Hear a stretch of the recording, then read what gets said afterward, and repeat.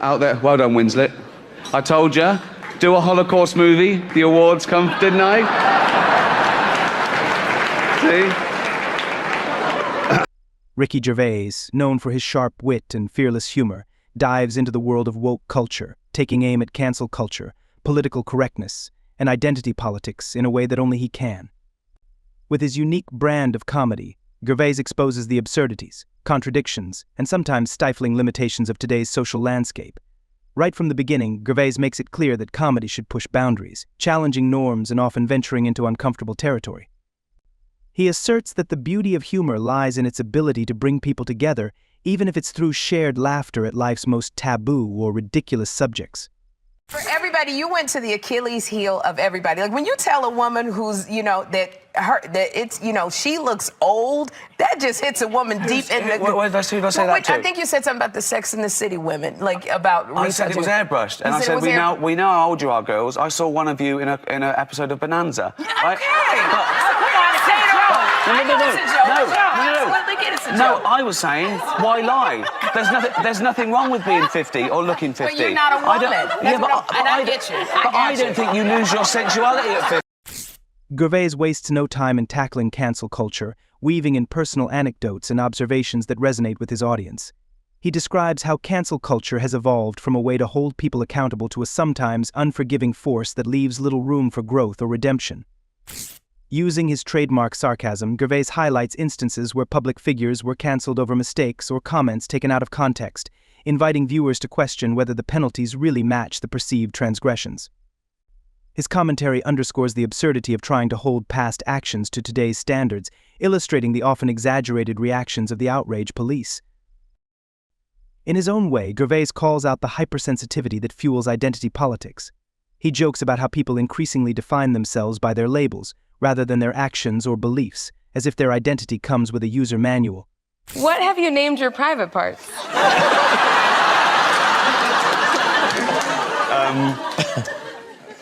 Pamela.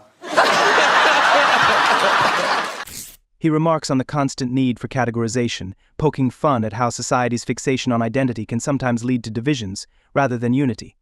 Through his humor, Gervais suggests that while identity is essential, it shouldn't restrict how we connect and communicate with each other. His jokes about labels on labels resonate with the crowd, reminding them to take identity politics and themselves a bit less seriously. Political correctness, one of Gervais's favorite topics, becomes a goldmine for his comedic genius. He tackles the way language and jokes have been sanitized in an effort to be sensitive, often to the point of absurdity. Gervais recounts situations where he felt compelled to explain or censor his jokes, turning the act of not offending into a running gag. With exaggerated facial expressions and mock caution, he mimics people who meticulously choose every word to avoid any offense, illustrating the lengths people go to in order to seem safe. In Gervais's world, political correctness is both a barrier to true understanding and a source of comedic gold. One of the highlights of his routine is his take on woke terminology. Gervais humorously explores the explosion of new terms that have cropped up in recent years.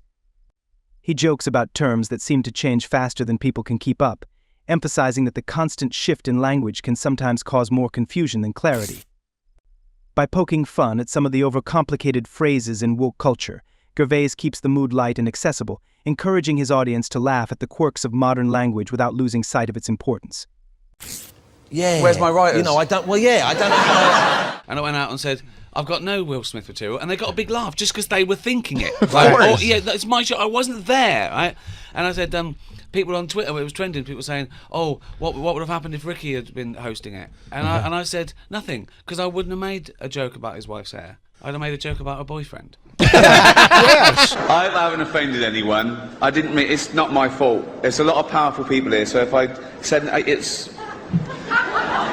honestly. I like a drink as much as the next man. Unless the next man is Mel Gibson. In a segment on cancel culture's impact on comedy, Gervais shares a story about a joke that went wrong during a live performance. As he describes the unexpected reaction, he emphasizes the uncertainty that comes with performing in a culture where words can be instantly misconstrued or taken out of context.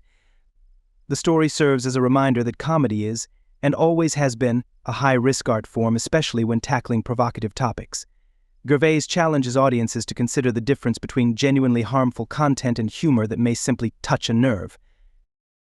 Sprinkling self-deprecating humor throughout his set, Gervais doesn't hesitate to poke fun at his own mistakes and brushes with backlash. He shares tales of times he almost got cancelled and how he dealt with it. His ability to laugh at himself builds rapport with the audience and underscores his point that even public figures are only human. This reminder, offered through his humor, speaks to the need for grace and forgiveness, a refreshing break in an often judgmental climate. A new series of extras starts this week. Congratulations on getting a second series, essentially, but also... Congratulations on already fucking it up. It's next week, you moron. Gervais wraps up his set with a bold reminder about the purpose of comedy. He asserts that laughter is a unifying force that should transcend social boundaries, encouraging people to find common ground through shared humor. He points out that laughing at our own flaws, fears, and even the world's absurdities is vital to human connection. Gervais challenges viewers to approach humor with an open mind, to embrace comedy's potential to reveal truths, and to remember that laughter can be an antidote to the very divisiveness that today's cultural conversations can create. In his closing words, Gervais highlights the importance of authenticity in comedy, sharing anecdotes from fellow comedians who faced pressure to dilute their material. 35, honestly. You look exactly like you did the first, except you're in better shape. Remember you used to come out, you're sort of pear-shaped when you come out? Now you look great. You look You didn't good. say that at the time, though, did you? No, I didn't know what to think. Well, no. You said, well, you look good now because I looked awful before. That's all you're saying. I needed you to say it before. You're pear-shaped. I'd have worked out faster. But now... But how do you feel at 50? Good, right? Well, yeah. He celebrates their resilience and dedication to their craft, reminding everyone that comedy is a space for fearless expression, not sanitized words. Gervais ends with an invitation for audiences to laugh, think, and, when needed, respectfully disagree, all without compromising the freedom of humor. Through his insightful, biting, and often hilarious take on woke culture, Ricky Gervais reaffirms the value of comedy as both a mirror to society and a release valve. In an age where the lines between offense and humor are constantly shifting, he stands as a testament to the power of laughter and the courage to keep laughing, no matter the cost.